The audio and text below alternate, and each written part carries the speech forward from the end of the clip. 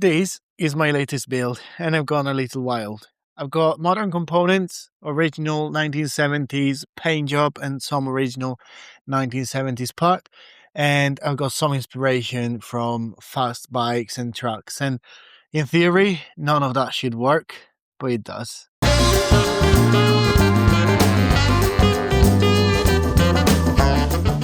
So, this is my 1970s Falcon, which I bought a while ago. And I built it in a way that is a little bit wild and probably it will divide a lot of opinions. Some people might love it, some people might hate it.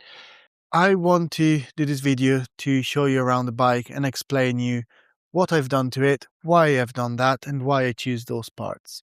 Starting from the components.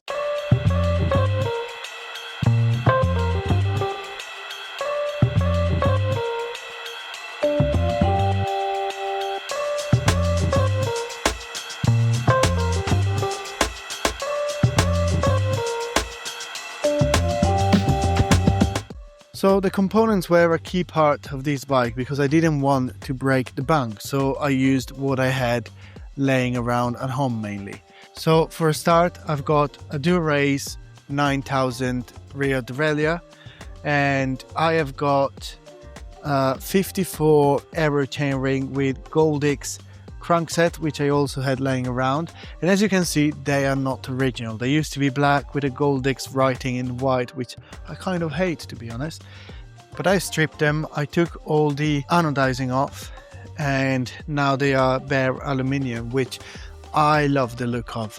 I also had the shifter from my TT bike, which I bought a while back, and is the bar end shifter, which I put here for the real derailleur. And as you can see, the bike has got a one by setup for ease of installation. Cable wise, I put all brand new cables throughout.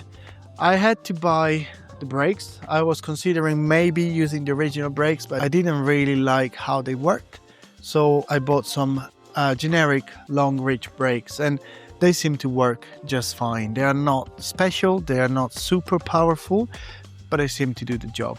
Lever wise, this bike came with Shimano levers, but they felt not the best. They were quite flimsy in a way. So I went with these Weinmann levers that actually came on the bike behind me over there. They seem a lot sturdier, and they've got the brakes as well here on the handlebar if you hold it up here, which is, I think, quite convenient, as this bike has been it's been planned in my head to be ridden around town. So having the brakes there is quite a game changer, I believe. Saddle wise, I bought that from a website online. I didn't want as well to get a super expensive saddle, so that's a Saddle Royale or something like that, Diamondback, which I think I paid about £15 for. It looks great, it goes with the line of the bike, and I think it's just right for the build. Bar tape, I like how it goes from red to black, kind of matches the color of the frame, and I bought that from AliExpress, real cheap.